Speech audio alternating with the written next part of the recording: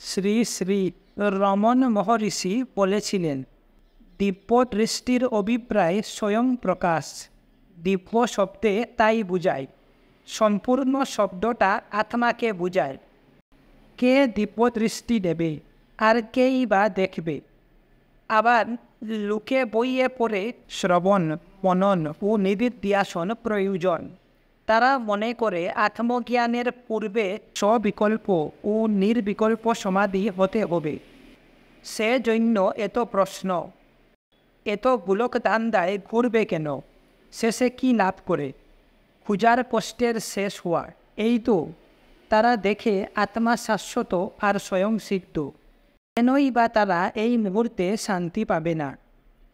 একজন সাদাসিধা লোক, যে পণ্ডিত নয়, সে জপ ও পূজায় সন্তুষ্ট থাকে। একজন জ্ঞানী স্বভাবতই সন্তুষ্ট। এই বই পড়া লোকগুলোকে নিয়ে যত বিপদ, ওদেরও হবে।